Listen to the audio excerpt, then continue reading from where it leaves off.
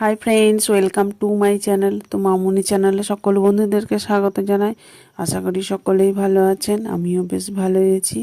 তো আজ একটা মজাদার স্ট্রবেরি পিঠে নিয়ে হাজির হয়ে গেছি। তো চলুন পিঠাটা কিভাবে বানানো যায় দেখে নেওয়া যাক। এখানে 1 বাটি চালের গুঁড়ো, 1 বাটি ময়দা, স্বাদ মতো লবণ দিয়ে ভালোভাবে শুকনো উপকরণ হাতের সাহায্যে মিশিয়ে নিলাম। এরপর এর থেকে কিছুটা আমি তুলে রাখবো। তো একটা বিটরুটের রস দিয়ে মাখাবো আর একটা পালং শাকের রস দিয়ে মাখাবো। তো দেখতে পাচ্ছেন দুই রকম আমার মাখানো হয়ে গেছে। এরপর বিটের রস দিয়ে যেটা মাখিয়েছিলাম তার থেকে সামান্য লিচি নিয়ে নিলাম।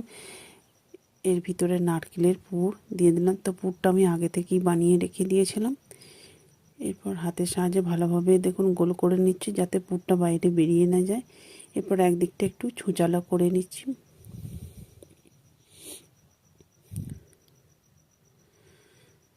তো এরপরে সবুজ যে পালং শাকের পেস্টটা দিয়ে মাখানো হয়েছিল তার থেকে সামান্য এরকম নিয়ে সরু মতো বানিয়ে নিলাম, যাতে স্ট্রবেরি পাপড়ি বলুন বা পাতাই বলুন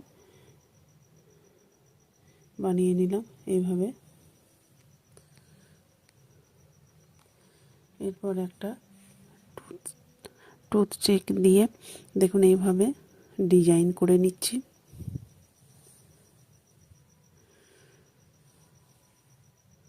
তো একটা আমার হয়ে গেছে, দেখতেই পাচ্ছেন কতটা সুন্দর হয়েছে।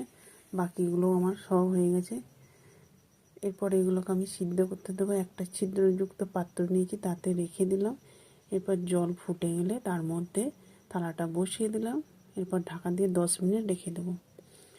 তো 10 মিনিট পরে দেখতে পাচ্ছেন কতটা সুন্দর হয়ে গেছে, সিদ্ধ হয়ে গেছে। তো বাড়িতে আপনারা অবশ্যই বানিয়ে দেখুন, কেমন হলো কমেন্ট করে জানাতে ভুলবেন না। আর যারা আমার ইউটিউব চ্যানেল থেকে দেখছেন একটা সাবস্ক্রাইব করে পাশে থাকবেন।